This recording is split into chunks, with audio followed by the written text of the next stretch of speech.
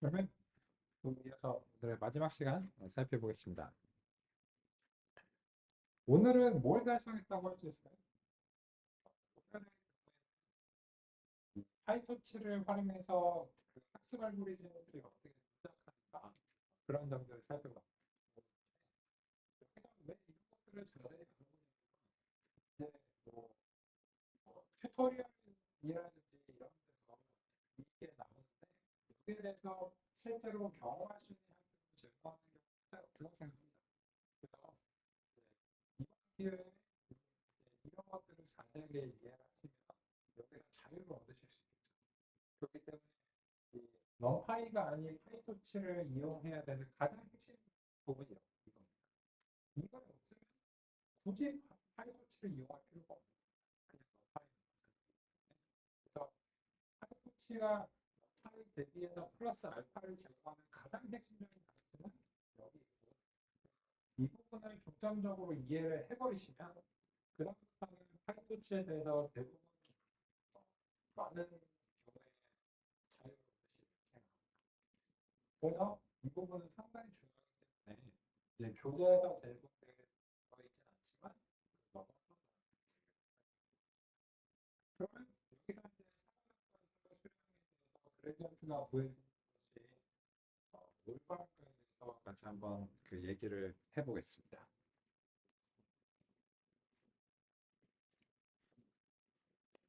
먼저 이 역전파라고 하는 것이 무엇인지에 대해서 일단 표기적인 측면에서 납득을 하실 필요가 있어요. 그 점을 먼저 살펴보겠습니다. 계산 그래프는 국소적 연산으로 전체 합성함수를 표현하는 것이 특징입니다. 각 국소적 계산은 그래프의 노드로 표현됩니다. 어떤 합성함수를 구성하는 국소적 연산을 F라고 하겠습니다. 이 연산의 입력은 X, 출력은 Y라고 하겠습니다. 이때 해당 연산의 입력은 최종 합성함수의 출력 Z와 간접적인 관계가 있습니다. 최종 출력의 입장에서 보면 Y는 중간 출력입니다. 이때 국소적 연산 F의 입력 X의 변화에 대해 최종 출력 Z의 변화량을 알고 싶습니다. 기호로는 dgdx라고 표현할 수 있습니다. X와 Z는 간접적으로 연결되어 있는데 연쇄 법칙에 따르면 국소 연산의 입력과 출력의 변화량의 관계 dy dx를 구하면 전체 합성함수의 미분을 구할 수 있습니다. 왜냐하면 이전 연산으로부터 미분이 전달되는 것을 연쇄 법칙이 보장하기 때문입니다.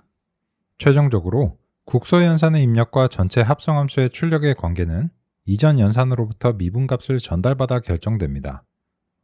그래서 입력에서 출력이 발생해 나가는 순전파와 반대의 방향으로 미분이 전달됩니다. 그래서 역전파라고 합니다. 그러면 여기서 그 표기에 대해서 같이 이제 생각해 보겠습니다. 우리의 목표는 DGDX입니다. 그 왜 그게 목표냐라고 하면 이제 입력으로서 X라고 표기를 하고요. 그리고 최종 출력이 저 멀리 떨어져 있는데 걔를 이제 Z라고 이제 부르겠습니다. 그 입력하고 직접적으로 연결된 출력은 이제 Y라고 이제 부르기 위해서요. 이 멀리 떨어진 이제 입력을 좀 다른 것으로 표기했습니다. 그러면 이런 거죠. 입력의 변화량에 대해서 최종 출력의 변화량과의 관계가 바로 dz/dx라는 미분의 의미죠. 그죠? 그런데 우리가 할 수 있는 거는 무엇이냐면 dy dx처럼 직접적으로 연결된 것에 대해서는 미분이 이제 수월하고 가능하다라고 이제 가정하는 겁니다. 근데 우리의 목표는 dy dx가 아니고 dz dx입니다. 그러면 이걸 구하기 위해서는 어떻게 해야 되는가 하면 이제 17세기에 연쇄 법칙이라고 하는 것이 개발이 됐습니다. 이거를 기호적인 측면에서 보면 우리가 할 수 있는 거는 dy dx입니다. 근데 우리가 알고 싶은 건 dz dx입니다. 그럼 필요한 게 뭐냐면 dz dy가 어딘가에서 주어진다면 dy랑 dy가 지워져서 dz dx가 되는 겁니다. 뭐야? 기호 장난질 같은데? 그렇긴 한데요. 실제로 이게 동작하니까 법칙인 겁니다. 그러면 dz dy는 뭐냐 하면은 상류에서 전달되는 역전파가 이겁니다.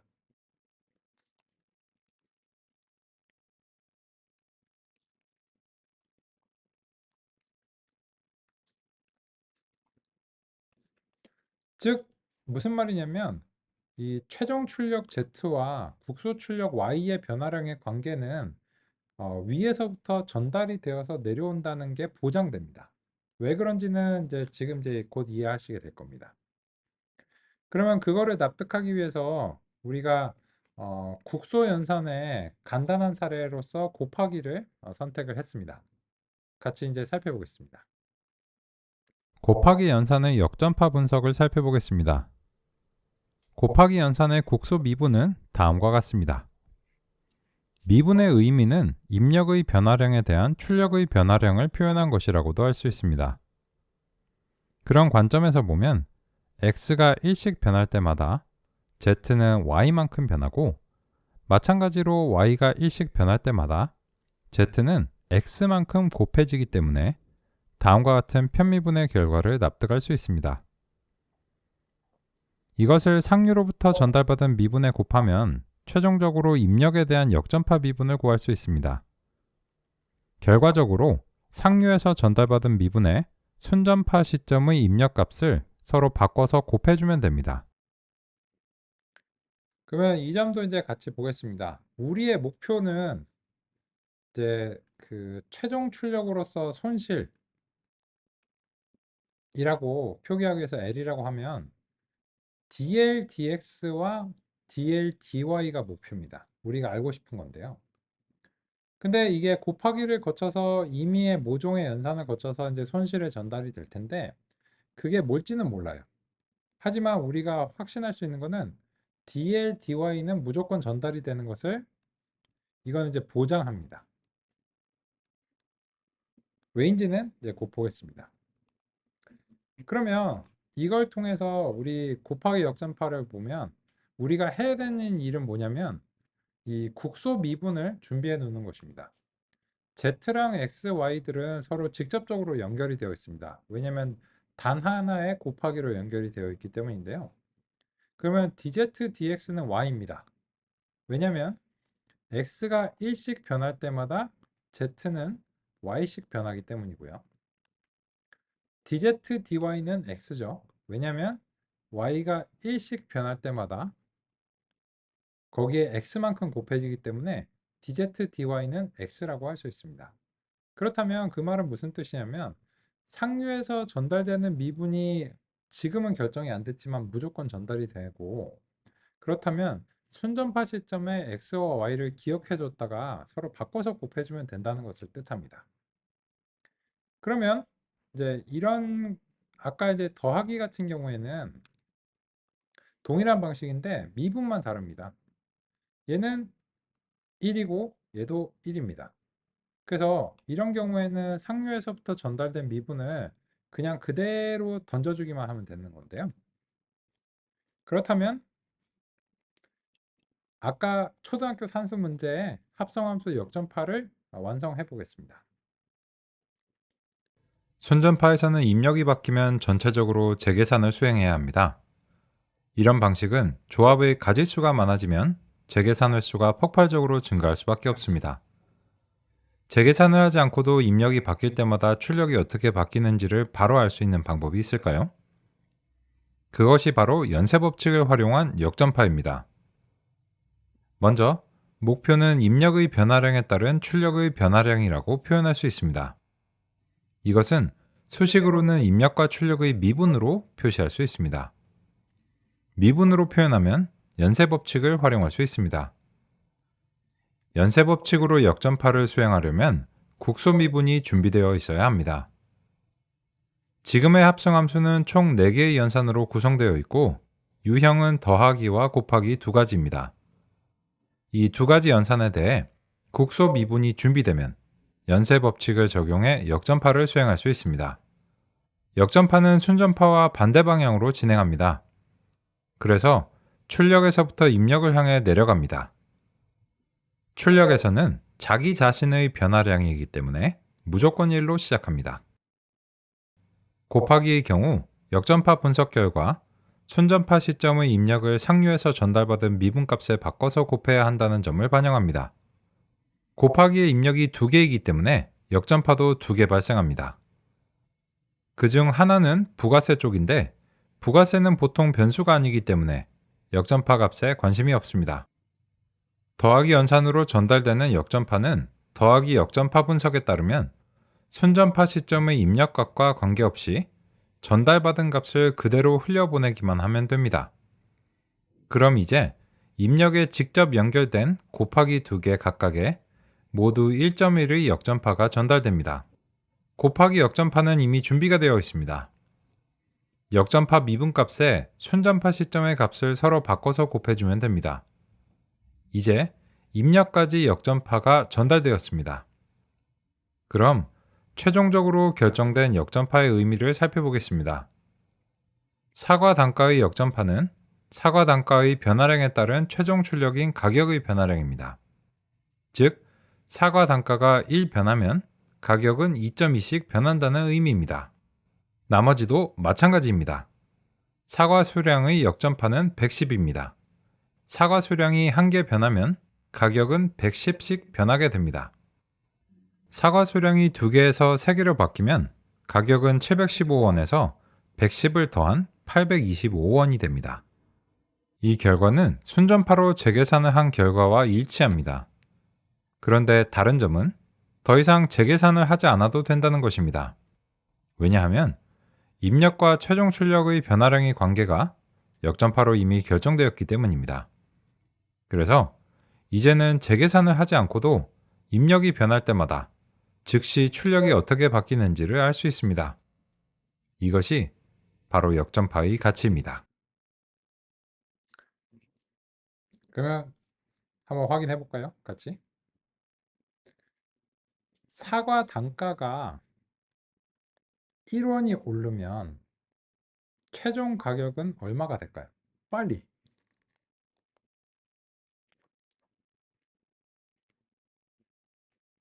717.6원. 사과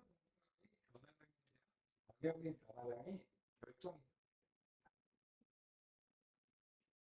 그래서 사과 수량이 하나 더 증가하면 가격은 110원씩 지불합니다. 이런 결과는 값을 이 공식을 얻게 되면 다시 재계산을 수행하지 않아요.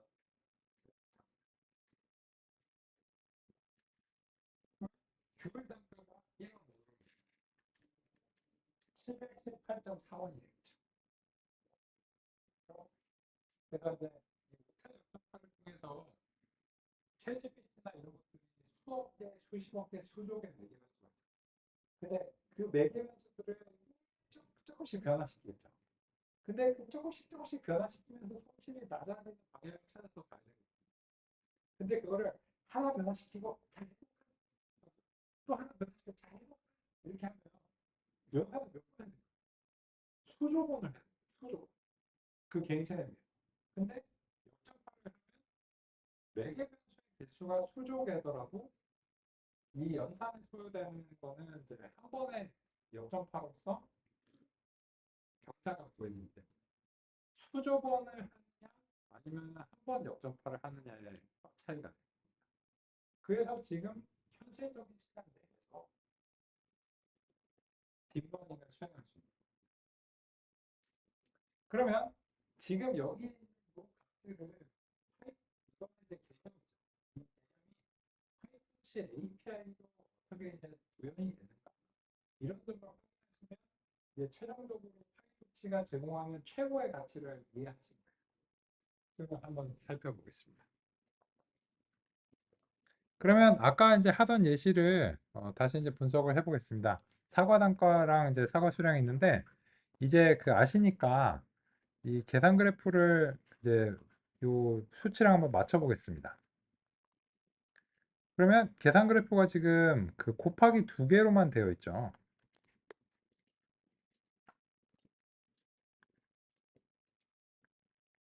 그리고 여기서 이제 가격입니다. 그러면 이제 곱하기 2개에 지금 단가랑 수량이 이제 이렇게 이제 들어오고, 여기서 이제 세전 가격이 중간에 이제 형성되겠죠. 그럼 이제 구체적인 값을 집어넣으면 단가가 이제 100원이고 수량이 2개에서 세전 가격은 이제 200원이 되는데, 이게 순전파죠. 입력에서 출력으로 가는 거. 거기다가 부가세를 이제 곱해야 되죠.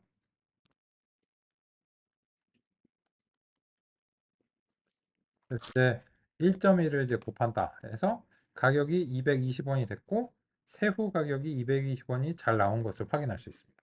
잘 됐죠? 그러면 이제 역전파를 한번 해보겠습니다.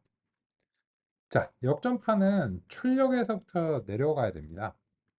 즉, 그래서 여기 보시면 세후 가격에 대해서 백워드로 호출하죠. 그죠? 그래서 세후 가격에 대해서 백워드를 호출하는 게 요 지점이에요. 근데 항상 출력이라고 하는 것은 자기 자신과의 변화량의 관계이기 때문에 얘는 무조건 1입니다. 아무리 복잡한 연산도 그 역전파의 최초 출발은 미분값이 무조건 1입니다. 그러면 곱하기를 만났어요. 곱하기는 어떻게 해야 될까요? 아까 분석에 따르면 순전파 시점의 값들을 서로 바꿔서 상류에서 내려온 값을 이제 곱해주면 되니까 얘는 얼마가 될까요? 1.1이 됩니다. 얘는요? 얘는 200이 됩니다. 정확하게 말하면 1 곱하기 1.1이고 1 곱하기 200이죠. 그러면 다시 곱하기를 만났는데 곱하기는 이미 준비가 되어 있죠.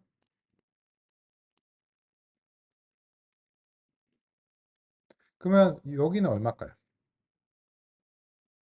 1.1 곱하기 2 라서 2.2가 나와야 되겠죠. 여기는요. 1.1 곱하기 100 해서 여기는 110이 나와야 됩니다. 그게 나왔나요?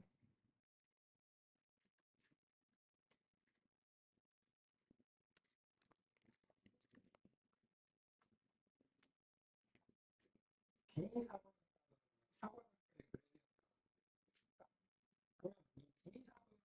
이 기사분 누구에 대한 세후 가격에 대해 세후 2.2의 관계를 우리의 도전력을 그리고 사후 수량의 110이잖아. 그래서 이 110, 2천 이게 였죠. 그래서 이 대한민국에서 호출해 준다는 것은 당연히 역전파를 수행하고 이 역전파의 수행으로 인해서 한 번에 목표로 하는 이거는 인력과 출력에 대해 관계에 대한 이론을 획득하는 것이 목표이고 그런 것이 팔코치에서는 다음 같이 보입니다. 그럼 핵심이 이거죠. 국어보다 하는 경상학습에 대한 변수들은 요건이 있어요. 두 가지 요건이 있어요. 첫 번째는 required gradient, 경상을 산출하기. 그리고 이건 부동소 수행이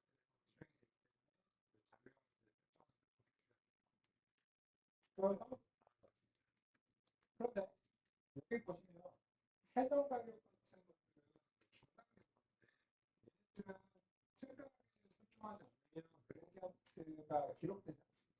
왜냐하면 이 중간 계산을 다 기록하면 메모리를 사용하기 때문에 그런 것들을 다 기록을 하지 않는데 만약에 원하는 특정하게 나는 이거 중간 계획까지도 보고 싶다 설정되어 있는 그래서 이제 그렇게 이제 하려면 여기서 이제 세전 가격의 중간 결과에 이제 그 리테인 그레디언트라고 하는 것을 이제 통해서 중간 계산 값을 이제 보관하도록 이렇게 이제 설정하는 거고 리테인 그레디언트라는 명칭 자체가 리테인, 보관하다라는 뜻입니다. 그래서 이 새우 가격에 대해서 원래는 세전 가격의 그 그레디언트가 기록이 안 되는데요.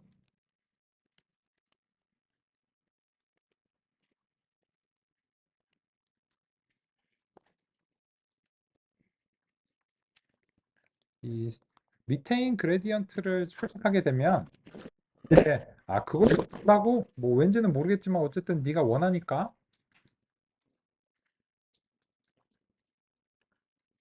1.1이 나오는 것을 확인할 수 있습니다.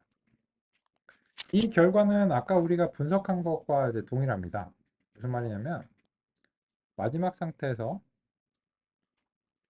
요 세전 가격이고요. 부가세가 이렇게 이제 곱해져서 최종 가격이 이제 형성이 이제 되는데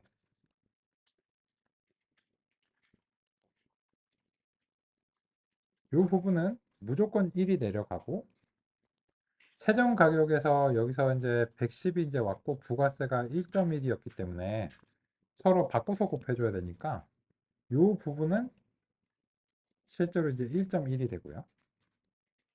여기는 이제 부가세 부분은 우리가 리테인 그레디언트를 안 했기 때문에 안 나오는데 이제 110이 되고 그래서 보시면 D 세전 가격이 1.1이 실제로 나오는 걸 확인할 수 있어요. 그죠? 근데 이제 이 API 자체를 이해하는 것도 필요한데 오차 요금법에 대해서 모르면 이걸 왜 이렇게 써야 되는지 왜 언제 이렇게 나오는지 알 수가 없기 때문에 그래서 이번 기회에 딱 아시면 배우는 거죠.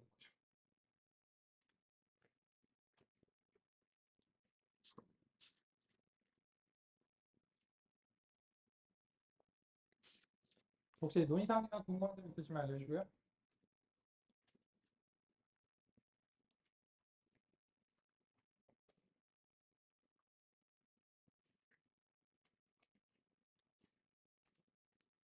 그러면 아까 그 초등학교 사관수문제 사관 교육이랑 포함돼가지고 최종적으로 그게 맞으면 이제 끝난 거니까요, 우리는. 그래서 이제 아까 이제 결과가 이미 그림으로 그려져 있으니까 한번 해보겠습니다. 그러면 이제 규율 단가에서 이제 토치 텐서를 하고 뭐 150.0 뭐 이렇게 이제 하고 requires gradient를 이제 하셔야 되겠죠? true 하고 d 타입, 토치 타입 이제 해야 되고요. 그럼 이제 규율 수량 해야 되겠죠? 규율 수량 하고 토치 텐서에서 그 규율 수량 이제 3개 가져가겠다. 이런 식으로 이제 하겠습니다. 그러면 세전 가격은 사과 단가 더하기 사과 수량에 더하기 귤 단가 귤 수량을 추가적으로 이제 해줘야 되겠죠. 그죠? 그래서 이제 어, 여기서 그 리테인 그레디언트 뭐 이런 것들은 요거는 이제 할 수 있다는 것을 이제 보여줬으니까 귀찮으니까는 이제 최종적으로만 이제 보겠습니다. 그래서 이제 세후 가격은 이제 최종 가격이고요. 그러면 계산 그래프가 수행되고 난 다음에 우리는 최종적으로 이제 이 프린트문에서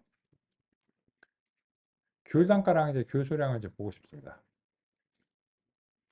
귤 단가에 대한 그레디언트를 이제 보고 싶고 귤 수량에 대한 이제 그레디언트를 이제 보고 싶은 거예요. 그죠?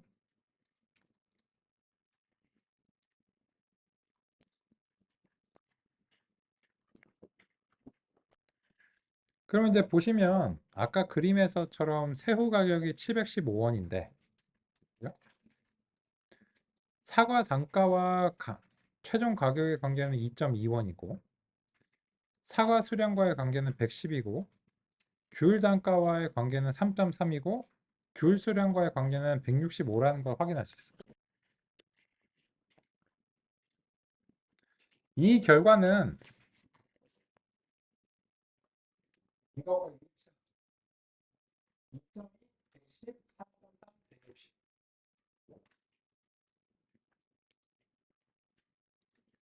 그래서 지금처럼 구현을 한 것이 하이토치에서는 학습을 위해서 경사를 구현했는데 그 경사를 효율적으로 구하기 위해서 다른 방식으로 방사를 라고 하는 점을 이제 아시게 된 거고, 이제 파이토치의 가장 핵심을 아시게 된 겁니다.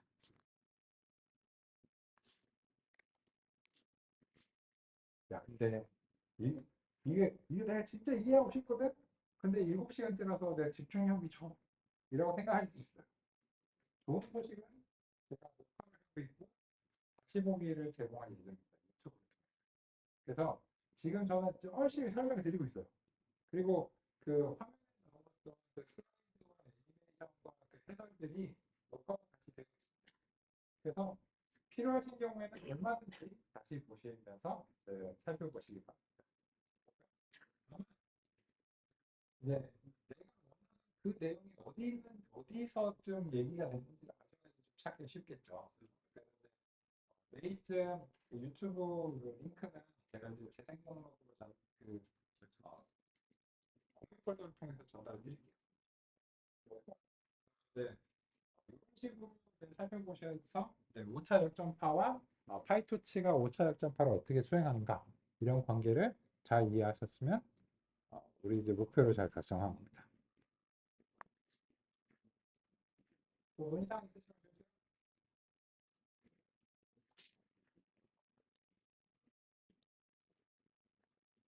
오케이, 좋습니다. 그러면 이런 이해가 궁극적으로 우리한테 이제 어떻게 반영이 됐는가 이제 보겠습니다. 여기 보시면 지금 현재 그 선형 회귀 같은 경우에는 계산 그래프가 아주 간단한 편이에요. 아까도 이제 그렸던 것처럼 이제 먼저 처음에는 이제 입력 x와 매개 변수의 이제 관계죠. 근데 얘네들이 그 내적 연산으로 되거나 이제 행렬곱으로 돼 있죠. 그냥 내적 연산이라고 할게요. 그리고 나서는 이제 그 더하기 연산으로 연결이 되어 있습니다. 누구랑? B랑. 근데 우리가 원하는 게 뭐냐면 이거예요. 이쪽에 이제 W와 B에 대한 경사값이 지금 필요한 상황입니다. 왜? 왜냐하면 우리는 경사강을 수행하고자 한다면 DL, DW를 기반으로 해야 돼요. 그래서 다음 같은 방식으로 이제 갱신을 이제 해줘야 됩니다. 그래서 요게 필요해. 그래서 이제 요게 이제 나왔는데 이게 이제 바로 결정이 되진 않죠. 이렇게 나온 값이 이제 예측 값인데 여기에 대해서 평균 제곱 오차와 같은 이제 손실함수가 이렇게 기다리고 있고 그것과 이제 정답이 이제 돼서 최종적인 손실이 발생합니다. 그러면 최종적인 손실에서는 이제 무조건 1이 발생하고요. 여기서 이제 역전파가 이제 얼마 발생하겠죠. 근데 여기서는 평균 제곱 오차 공식이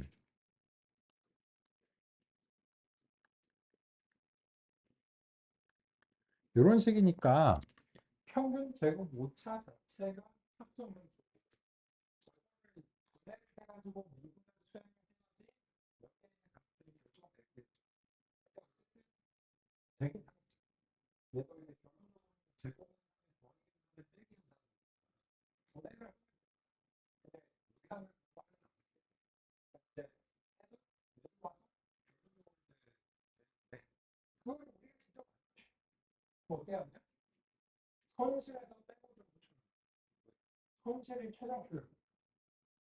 손실에서 빼고를 호출하면 W와 B에 대해서 그레디언트, 리콰이어드 그레디언트 설정을 해놨죠. 그러면은 이걸 쭉 돼서 W와 B에 대한 그레디언트가 결정이 된 거예요. 그럼 이제 획득을 했죠. 그리고 나면 갱신은 여기서는 그냥 갱신을 하면 되는 것이기 때문에 이 계산 그래프는 미분할 필요가 없어요. 그래서 여기서는 그저 오차를 좀 반하는 거예요. 그냥 여기 단순하게 이제 갱신하고 싶거든.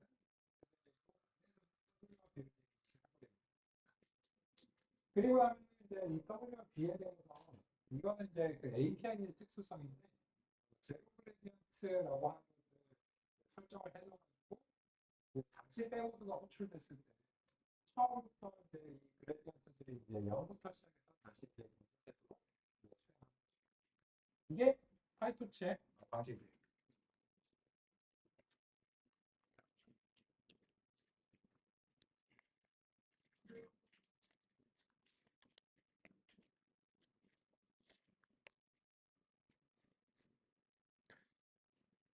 그러면 이제 파이토치의 방식에 대해서 우리가 알게 됐는데 편의를 조금 도모해 보겠습니다.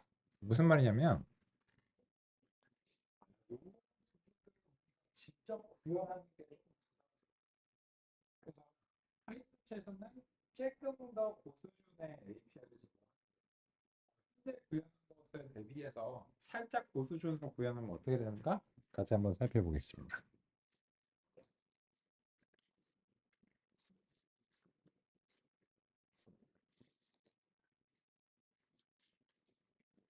그러면 이제 다시 이제 그 토치 어, 리니어 리그레션을 구현을 하는데요. 이번에는 그 토치의 뉴럴 네트워크 모듈을 좀 참조를 하겠습니다. 그리고 이제 토치들은 요 각각을 이제 모듈이라고 불러요.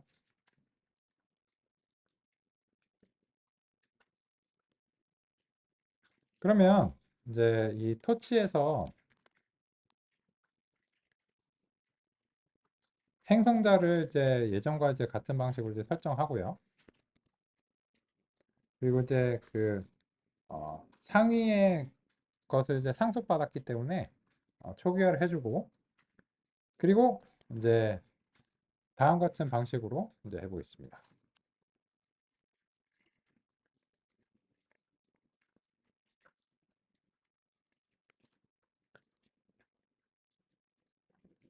그럼 먼저 여기까지 수행한 결과가 그 이전과 이제 동일하다라고 하는 것을 좀 확인을 하기 위해서 다음 같이 이제 해보겠습니다.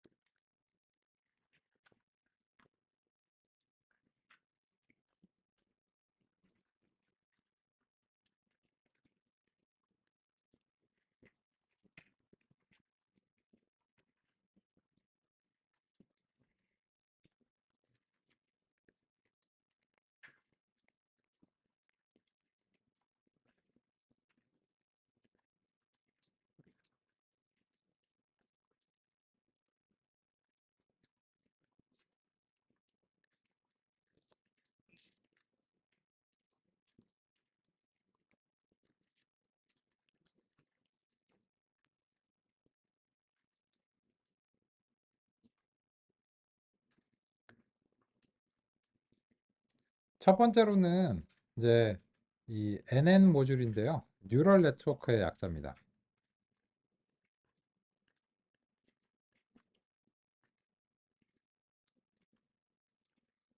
예전에는 우리가 이제 그 XWB에 대한 이제 내적을 수행하는 공식을 다음과 같이 직접 구현을 해줘야 되는데 이게 신경망에서는 가장 많이 사용되는 연산이다 보니까 이거를 이제 매번 구현하는 건 좀 번잡스럽죠.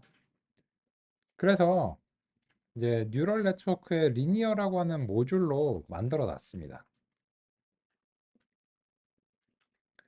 여기서는 이제 입력 특성의 이제 개수랑 출력 특성의 개수를 일반적으로 규정할 수 있게 해놨는데요. 지금 이제 선형 회귀 모델에서는 출력은 무조건 하나로 고정되어야 되기 때문에 여기는 하나로 고정되는데 입력 특성의 개수는 이제 일반적으로 설정할 수 있도록 다음과 같이 이제 해봤고요. 바이어스라고 하는 것은 요 b라고 하는 값을 사용할 건가 말 것인가입니다. 만약에 사용하지 않으면 b가 0이 돼 버리는 건데요. 그죠? 그래서 이제 다음과 같이 그 수행하면 사실 이거를 하면 그냥 이거를 구현하는 게 낫겠다 생각이 드시겠죠. 그죠? 근데 그거는 좀 달라요. 뭐냐면 이거를 이제 그 원래 같으면 어떻게 해야 되냐면 셀프 이제 W를 해서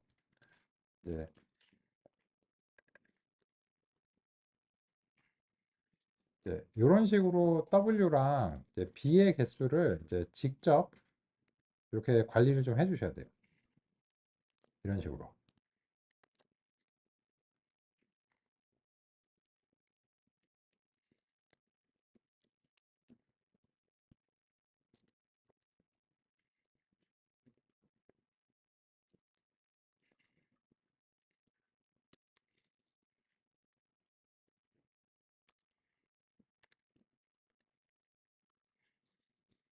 이제 비교해서 이제 보여드리기 위해서 이제 수행하고 있는데요. 보시면 이 W와 B를 requires gradient라든지 이런 것들을 이미 다 그리고 이제 이게 상태 모듈 매개 변수 나라고 하는 이제 이런 관리라든지 이런 걸 다 해서 이거를 하게 만들 쓰시면 돼요. 그러면 부담이 좀 줄잖아요. 그죠? 직접 우리가 관리해야 되면 뭐 빼먹고 이런 경우가 많은데 그래서 이거를 하는 대신에 그냥 이렇게 해버리는 겁니다. 그래서 이런 점을 대신에 여기서 뭐 내적을 구현하는 대신에 호출해주면 바로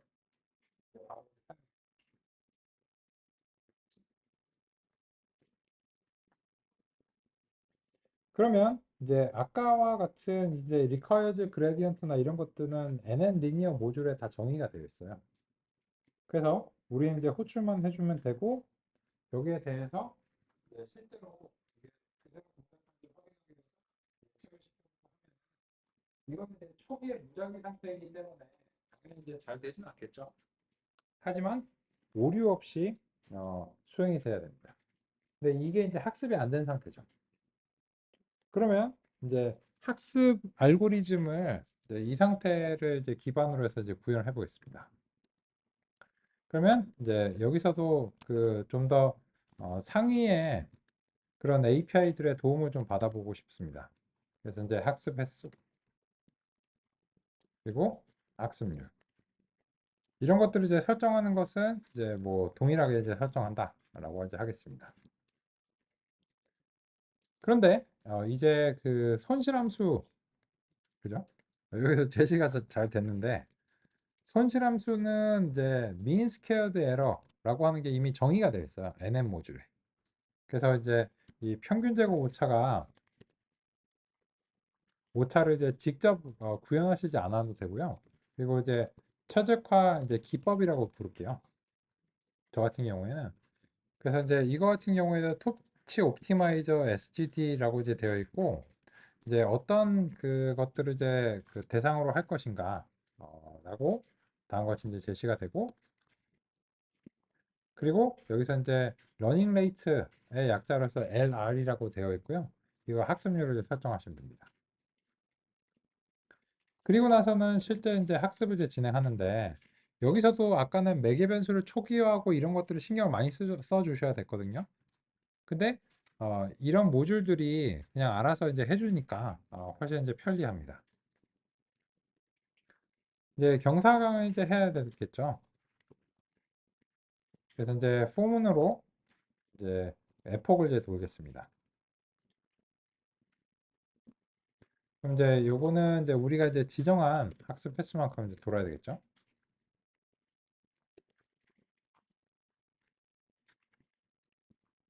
네, 돌고요. 그죠? 그러면 여기서는 일단 먼저 순전파를 해줘야 돼요. 순전파를 한다는 거는 손실까지 가는 겁니다. 이런 식으로. 이게 이제 순전파입니다. 그러면 순전파가 되면 그 다음엔 역전파를 할 수 있어요. 그래서 손실함수에 대해서 백워드를 호출해 줍니다.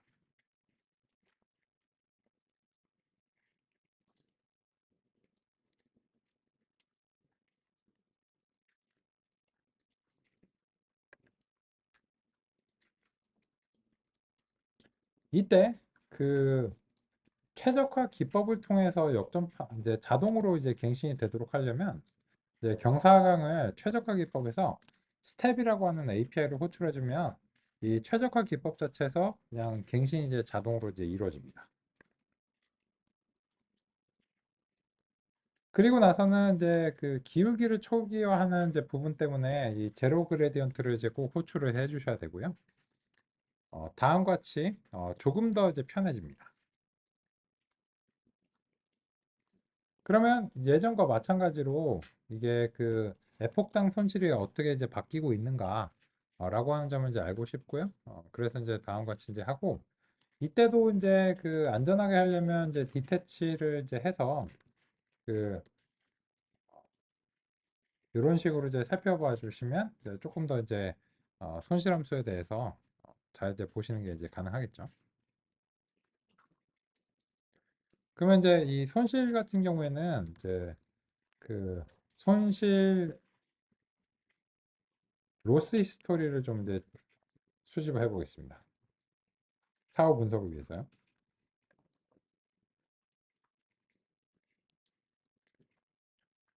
그래서 이제 로스 히스토리에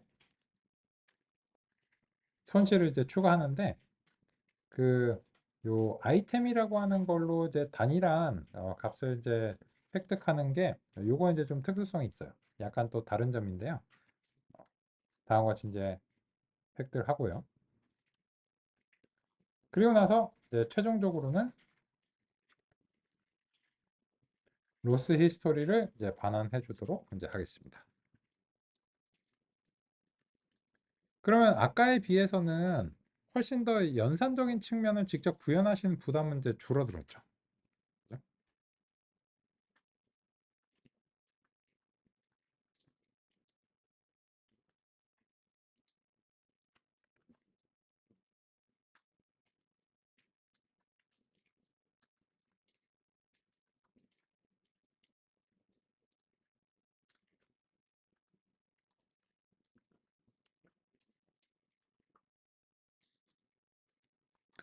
여기서 그 보시면 아까와 비교해서 어느 최적화 기법을 하면서 이게 노 그레디언트 뭐 맥락을 만들고 막 이런 부분도 있었잖아요. 그런 부분들이 최적화 기법의 스텝이라고 하는 맥락 안에 그냥 들어가는 그래서 우리가 이제 관리에 대한 부담이 좀 줄어들죠. 좋죠.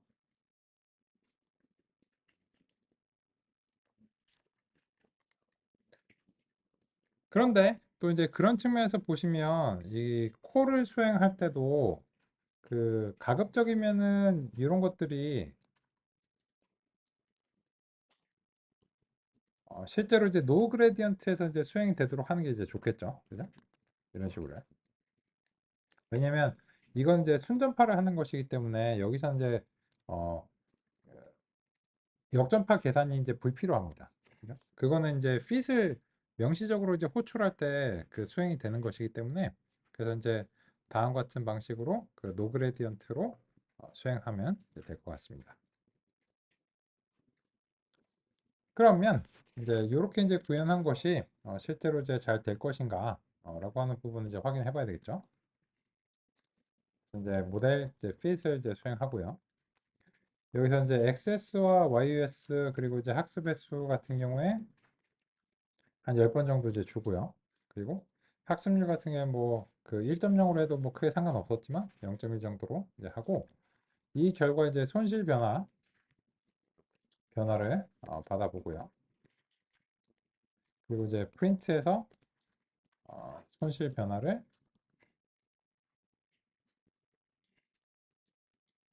출력을 이제 해보겠습니다.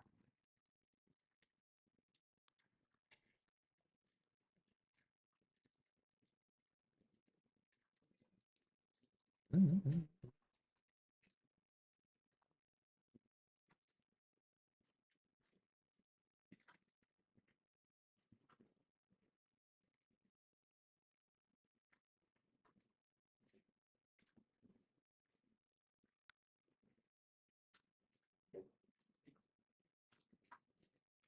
여기서 그레디언트 설정이 뭐가 안 됐나 확인해 봐야 되겠네요.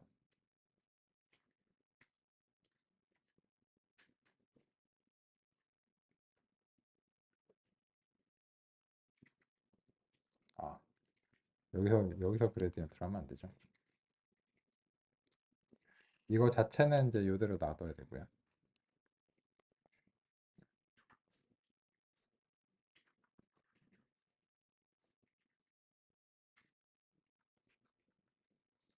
그런데 이제 갱신이 안 되는 문제가 있네요. 어디가 또 빠졌을까요? 여기서 이제 그 노그레디언트를 여기서 이제 하면 이제 이제 여기 리니어 모듈에서 그 갱신이 안 되기 때문에 이제 문제가 생기고요. 그 최적화 기법에서 그 역전파하고 이제 경사강을 이제 수행하고 제로 그레디언트 하고 이제 다시 이제 돌아가서 다시 이제 역전파하고 이런 것들을 이제 계속해서 이제 반복하는 이런 방식입니다.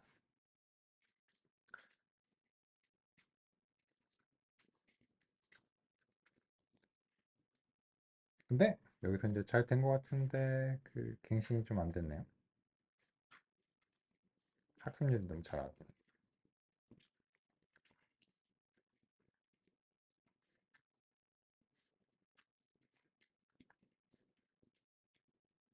아, 네. 여기서 이제 그 모양을 좀 맞춰주는 부분이 이제 있어야 돼서요.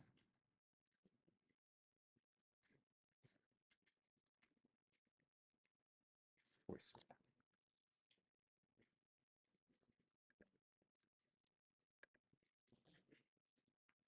이게 y가 그 1차원으로 이제 전달이 돼서 이제 그래서요. 그래서 요거 이제 y를 이제 순간적으로 좀 이제 바꿔주겠습니다. 네, 결론적으로는 이제 그 XS는 토치에 이제 여기서 이제 한꺼번에 좀 모아서 하려고요. 이제 멀어서 또 YS는 이제 다음과 같이 이제 되는데 여기서 이제 XS를 이제 이렇게 이제 해줘야 되고 지금 이제 Y 같은 경우에도 그 1차원이라서 그 모두 이제 2차원으로 좀 변화를 시켜주는 게 이제 필요해요. 그래서 이제 손실 계산이 이제 제대로 안 된 게 이제 문제고요. 다음과 같습니다.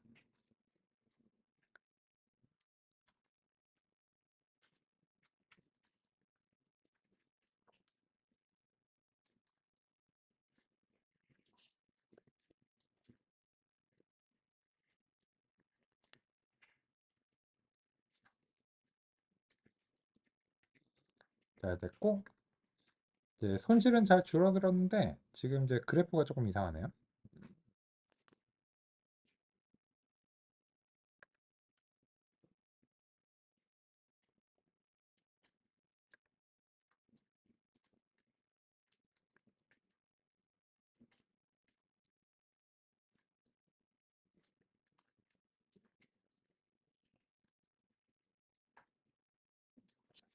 노이즈가 따로 이제 없기 때문에 잘 듣네요.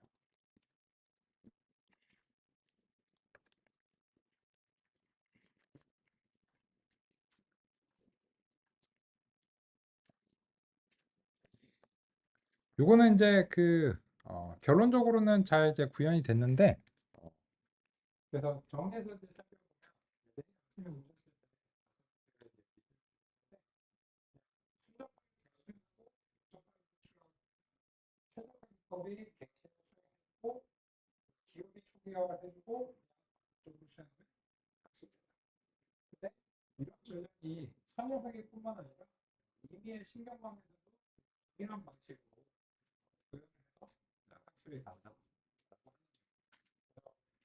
하는 첫 번째 시간에는 이제 이런 방식으로 신경망을 구성을 해보고 그리고 이제 실제로 이제 훈련이 되는지 살펴보겠습니다.